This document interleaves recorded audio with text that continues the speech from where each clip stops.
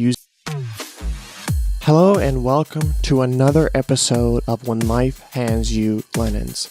This is the second episode of my podcast, and I hand you music industry advice, and then you can apply it to your professional career.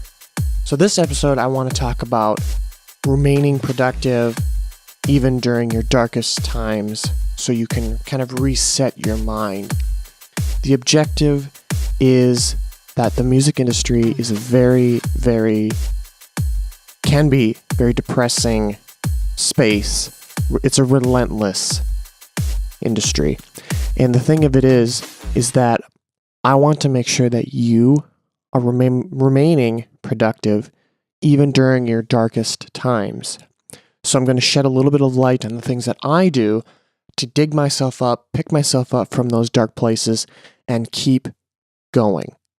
We all have those, especially for me recently, we've all had those moments where we get very depressed and we get nothing is going our way, nothing ever happens right, and we just kind of want to throw in the towel and we really kind of second guess ourselves. Are we in the right industry? Am I doing the right thing? What can I be doing better? What am I doing wrong? And all these nasty thoughts kind of flow through your head. We have to get out of those dark moments, and we have to keep pushing forward. So some of the things that I do to remove myself and keep focusing on what I'm working on is I pick apart the small, tedious tasks that are kind of need to be done, but they aren't priority over a project that's, say, paying versus a non-paying project versus an email that needs to be responded to versus an email that doesn't need to be responded to.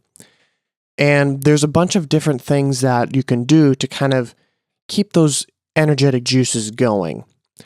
And one of the things that I do is when I have a bunch of content, which I'm always producing content because I write for so many different publications and I have my own blog and I'm working on doing PR, I'm doing this podcast now, and I always have content that I'm doing 2-3 articles a day. I'm in phone conversations with people, I'm emailing people, and I'm always getting sparked with new ideas. So some of the things that I'm doing are you can sign up for different social media scheduling. For me, social media is something that I need to remain active on because I'm hit up a lot on social media. Facebook, people are pitching me content like articles that they would like coverage for on, say, Noise Porn or Earmilk or EDM.com. And a lot of times I'll just keep that conversation going because that's what's most convenient for whoever I'm chatting with. They feel that social media is the most convenient for them. So staying active on social media shows them that I'm going to respond to them. If I'm posting tweets or I'm posting Facebook posts, they can see that I'm active, that, I have a better chance of him seeing my post or seeing my message. And I want to keep that convenient. I want to keep that lane of transportation, that lane of communication open. So something I do is you can sign up for Hootsuite or Buffer and sit down on a Sunday and take an hour or two and kind of schedule out your posts. I want 2-3 articles to go out each day on Twitter. I want X amount of posts to go out on Facebook, and you can schedule out those posts. And I find, and I've consulted with a lot of people that have done that, and it's relieved a lot of that pressure rather than it's 3 p.m, and they're like, I need to post a Facebook post. I need to post 3 tweets. And they don't really have the mindset at that moment to kind of get in and really think about, what am I going to post? What do I need to post? What's coming up? They can sit down on, say, a Sunday morning or evening or afternoon and think about what needs to go out. They can have a clear head. What is going to happen with me this week? Well, it may be very unclear, but you may have a release coming out. You may have an article going live. You may have another interview coming up. You can schedule that content. You may be speaking. You can schedule that and post it and not have to worry about it once you get it into your social media scheduling. That's been something that's helped me. I haven't been doing it as much recently, but I try to stay active because I'm already on Twitter, I'm already on Facebook, I'm already on LinkedIn. interacting with a bunch of people. So I try to post one thing at least a day, because I'm already on the platform. So I'm just already on there. I might as well just post something. But if it's like, say, Twitter, and I'm not as active on Twitter, I can schedule those posts to just go out on Twitter automatically, and I don't have to worry about it and just check in once or twice a week. Another thing that I've been doing is writing things down, short-term and long-term goals. I physically write down things that I need to get done, things that I have goals for, whether they're short-term and long-term. Everybody has goals. Some of them may be large, some of them may be small. But goals help us remain productive, in my opinion. If you want a dream house, if you want to buy your dream car, if you want to buy your dream house, go on that dream vacation, you can set a goal for yourself. Once you've set that goal, you can write down smaller tasks that you need to do to get to that goal. And that's what I've been doing a lot recently. And it's helped me immensely. Even things like respond to this email, write this post, schedule this social media post. It's simple things like that that have helped me keep my head clear. And it's great. It really keeps my head clear, and it's really alleviated a lot of stress off of me. Another thing, kind of going off of that, is organizing a spreadsheet. I use spreadsheets are very, very kind of lamented. Everybody kind of loathes spreadsheets because everybody is in spreadsheets, and every single spreadsheet looks completely different. I usually have a set method that I use when using spreadsheets, but the people that I'm working with might have a completely different method. They might have formulas in there, they might have all kinds of stuff, and it's set up that works for them, and that's great. But use a spreadsheet with your format and write things down. Organize all of your, like for me, I have a spreadsheet with all the contacts within the music industry. I have a spreadsheet with labels, label managers, artists, artist managers, public relations people, bloggers, blog owners. I have event promoters. I have a spreadsheet with as much information I can compile on that person, so it's easy for me to reference them, and also what company they work for. So I can go into this spreadsheet and look up Joe Schmo works at ABC company, and here's his email, and here's the last time I reached out to him. It's that simple. And I can even go into my email, look up his name, and see exactly what we talked about and kind of rehash that conversation or not. So spreadsheets have been a great way. And one spreadsheet technology or software that has recently come out that I've been using a lot is called Airtable. And it's it's a very advanced piece of technology, but it's much simpler than, say, Google Spreadsheets or Excel, Microsoft Excel, because you can link stuff and whatnot. And this is not sponsored, but I'm just sharing the tools that I use to keep myself organized so I can help you stay organized. Another thing that I do to kind of keep and stay productive is reaching out and connecting with somebody new. I've done this a lot recently. When I become stagnant and I kind of lose my motivation, I'm reaching out to a new connection within the industry. Say, somebody at a label that I really want to work for. So, for example, let's take Don Diablo's Hexagon label. Let's find somebody that works there, has released through the label, reach out to them and meet a new friend, or reach out to a new blogger and chat with them. I can't even count how many times I've reached out to connect with somebody on another blog, and we've actually connected very well, and we have a lot of similar interests in music and goals, and even goals that are completely different. And we just hit it off. We just keep talking and chatting, and it really turns into like a beautiful friendship. So it's almost like, it really does. It turns into a beautiful friendship. And I have some great URL friends that I want to turn to IRL friends, and I will very shortly. So to kind of rehash that is schedule your social media posts. Write down your short and long-term goals and what tasks you need to do to complete to get to that long or short-term goal. Organize a spreadsheet with contacts, any information, a list, whatever you find the spreadsheet used for, and make sure it's easily accessible. And also reaching out to a new friend or an industry contact and stir up a conversation to kind of get some new inspiration. Other things that you can do outside of technology-wise is go take a shower. I often do this. I am sitting at a computer for 2-3 hours at a time, sometimes longer, and I'm typing up posts, I'm recording something, I'm in a meeting, I'm doing whatever, and I'll just go and take a shower and kind of let it soak in, kind of regather my thoughts. I've always used the shower as kind of a thought gathering process. And some people do, some people don't. But I use it as a very thought gathering process. And I kind of think about what I'm doing, what I need to do, and kind of organize what I need to get done yet before I go to bed, eat dinner, whatever it may be. You can also go for a walk, work out, read a book, listen to some music, or even take a nap. Sometimes a quick 20-minute power nap can really be beneficial. If you didn't get good sleep the night before or last week, a 20-minute, 30-minute power nap might do you some good to kind of give your brain a little refresh. One thing that I have certainly found is that I cannot force myself to be creative. That is dangerous. You're not going to create your own work. You're kind of essentially wasting your own time.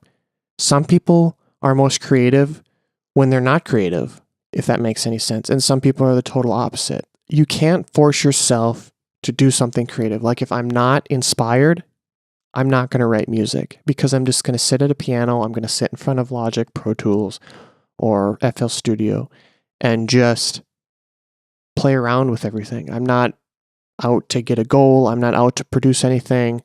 I'm not out to do anything, really. I'm just putzing around. And I'm not getting anything accomplished, so I'm wasting time on something I could be using this time to do something more productive, like writing an article, reaching out, organizing my spreadsheet, contacts, etc., etc. You can't force yourself to do something time-consuming either. If you have a very time-consuming process that's going to require a lot of mind energy, I guess, you can't force yourself to do it because you're not going to be productive in it. Let me elaborate a little bit on that.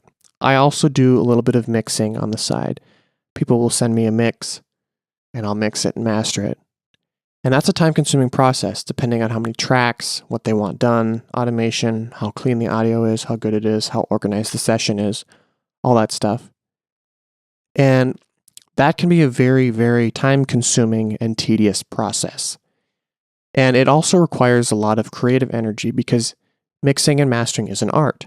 It takes a creative ear to hear what's wrong with the mix, what's good with the mix, fix it, and then also add a little bit of creative edge to kind of give it your own little sparkle. And if I'm not feeling creative and if I'm not in the mood to do something time-consuming, I'm not going to force myself to do that because, again, going back to writing a song, it's going to be just me sitting there putzing around and actually doing more damage than good. So don't do time-consuming creative things when you're not feeling it. When you're not feeling inspired, when you're feeling very lethargic, you can't do time-consuming or creative processes because it can do more damage than it can actually do good. Those are a few smaller things that you can do to kind of keep yourself going. Now, I have a couple more things that I want to talk about in staying productive because there are many different outlets and everybody is different. Everybody finds their own little niche in what they do to kind of use it as an outlet to maybe get inspired to get work done. What are some other things that make you happy when you are stuck at your computer and you're going, I am not getting anything accomplished right now. I need to do something else. I need to turn my attention to something else. What makes me happy? Okay. Do you enjoy cleaning? Maybe you need to vacuum. Maybe clean the bathroom? What about painting? There's a painting that you started a month ago that you haven't finished. Yes, that's a creative outlet, but maybe painting, you might be inspired. Maybe you went on a walk the other day and you got really inspired after seeing, you know, a bird's nest and these a little family or these people out on a walk and they were doing something really, really cool, like dancing or whatever, and that really inspired you for some reason. What about cooking and baking? That is something I enjoy doing. Writing, a lot of people write. And that's something that I want to go off on a little bit is writing. A lot of people underestimate how powerful writing can be. When I graduated from Full Sail, I had no idea that I was going to be a journalist or writing. I had no idea. It just kind of fell upon me, and I apparently was really good at it, and work just kept piling on. And now a lot of my work is based around my writing. Sometimes keeping a journal, and every day or when you're not feeling inspired or motivated, just write down. Just write whatever your mind is feeling at that moment. Don't think hard about it. Just let the words flow. I went for a walk. I saw this couple and they were doing yoga and they were wearing this shirt and this pants. And I really liked that pose that they were doing. And just write. Just let your mind wander. Because a lot of times we get into these creative inputs or outputs and we don't really let our mind wander like it should. Our mind is a beautiful thing, an extremely powerful organ. A lot of times we put constraints on what we can and can't do with it. Letting your mind wander can really help with that. So doing one of those things can really help. You can also ask a friend to go out for a drink with you, have a little chat, talk about what you're feeling, talk about the stuff you're working on if you can, talk about life, talk about the upcoming trip you're taking, talk about the walk you went on. There's all kinds of stuff to chat about just to kind of get your mind off of what you're doing. When all of that stuff doesn't work and it kind of gets overwhelming, everything gets to be too much, it might be time to think about hiring somebody. It's okay to delegate tasks. When you have stuff that is very tedious to do and you don't really feel like doing or don't want to do it, then maybe it's time to hire somebody to kind of compile and do all that stuff for you so you can focus on other things that are more important. So for example, if you are a mix engineer or mastering engineer and you're also a recording engineer, may also get outside projects that are sent to you, but the projects are very messy that you get. Say you get 3 a day and they're very, very messy and you're also recording 2 or 3 sessions a day. You don't have time to clean up those projects. So you can hire an intern or, somebody at minimum wage or even higher and get them to organize your sessions and clean things up for you. It's okay to delegate these tasks so you can focus on these more important tasks so you don't burn yourself out, because that's the last thing you want to do is burn yourself out, because when you're burned out, you're not productive. And that's not a good thing. And I've been there. Earlier in this episode, I mentioned reaching out and connecting with other industry professionals. Those industry professionals, chances are, have a lot of talent. They have a lot of experience in a lot of different areas, and they're more than happy, I'm sure, to help you out if you may need it. So if, say, for example, I'm a writer, but I can also record audio because I have a degree in music production. So they want to work on a podcast, on publicist work, or being a journalist, or whatnot. Somebody can reach out to me, and I would be more than happy to help them.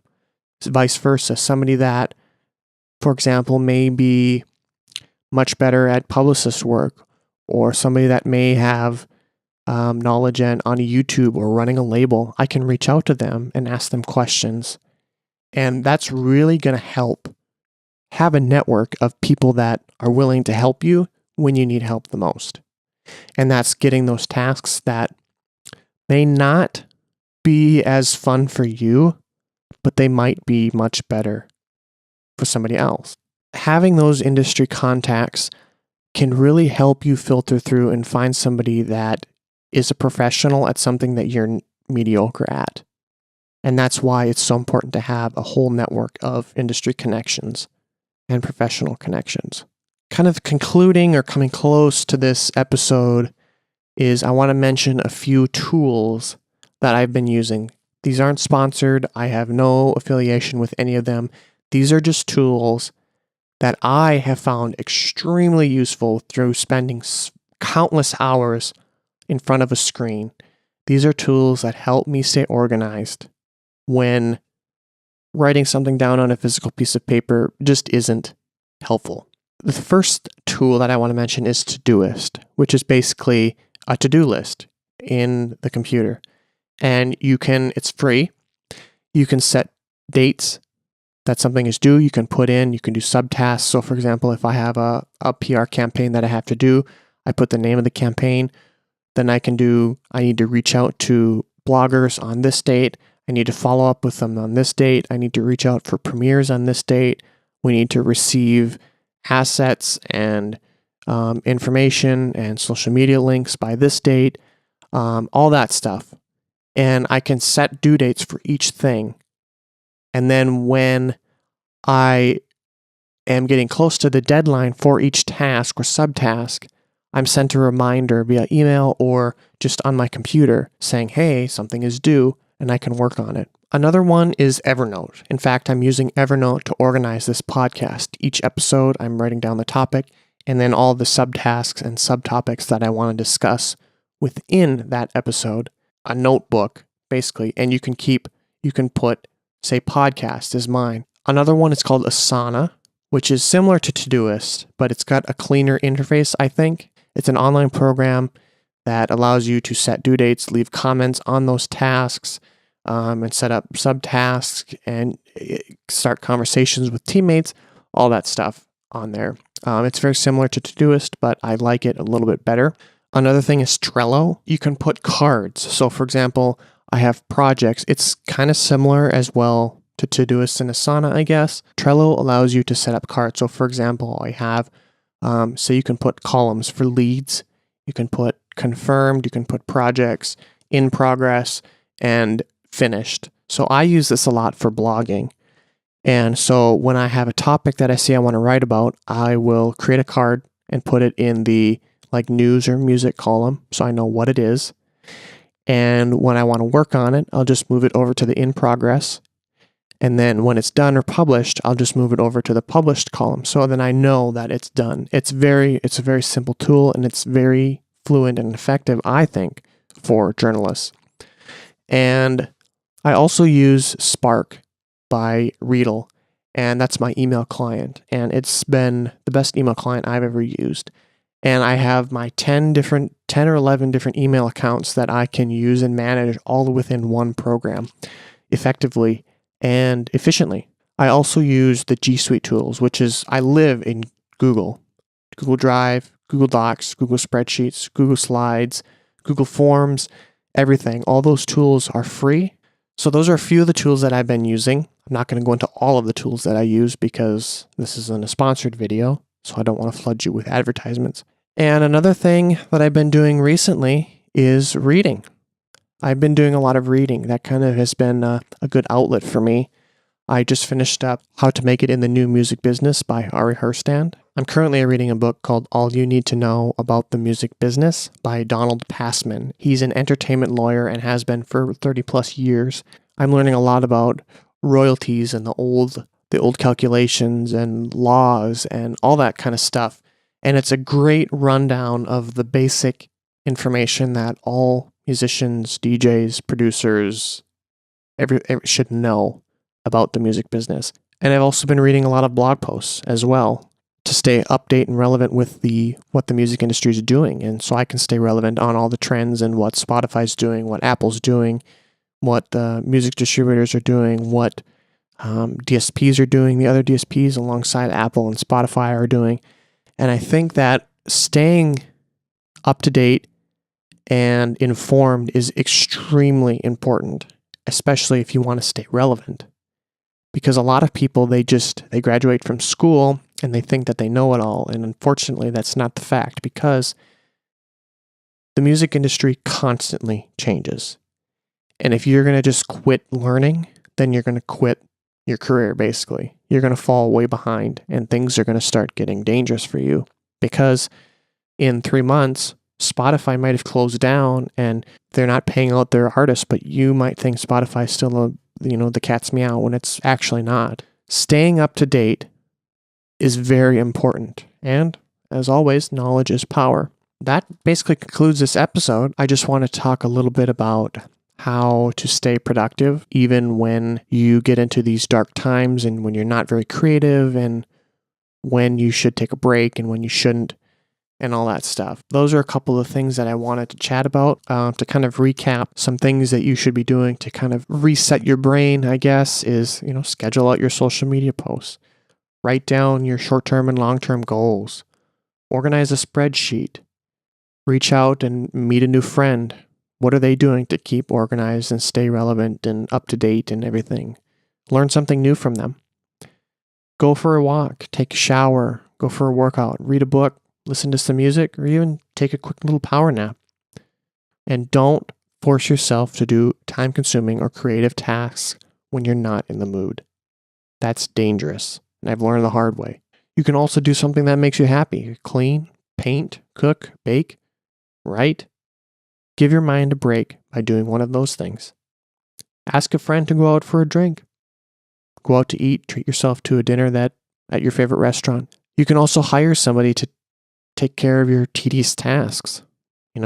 If you have something that's more imperative and more important, and you just don't have time to sit and organize sessions for 10 hours a day, you just want to sit down and mix the track or master it, then hire somebody. It's okay to delegate tasks that you're not really comfortable with doing or aren't that big of a fan of or just aren't as knowledgeable about. It's okay to hire somebody. I've mentioned earlier that, building up your industry contacts can help you network and meet people that can fill those gaps and voids that you might not be as knowledgeable in.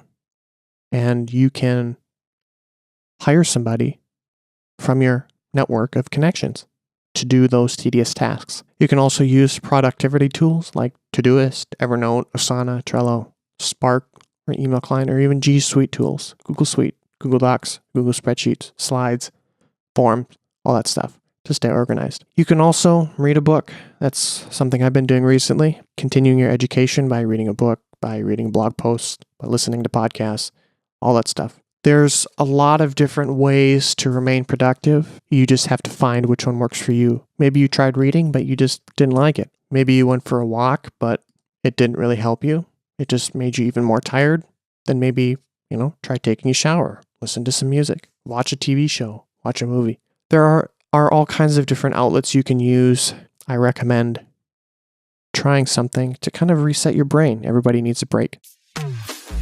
With that being said, I want to thank you for listening, and all of the names and the programs and products that I mentioned in this episode will be linked in the show notes below. So be sure to subscribe to this podcast and the email list so that you receive updates when a new episode goes live, as well as get music industry tips and tricks straight to your inbox. Please leave a 5-star review as well, because it greatly helps this podcast and people to discover this podcast so I can share this knowledge with other people so they can be more productive. You can also support me on Patreon, which is also in the show notes below. Thank you very much for listening, and we'll see you on the next episode.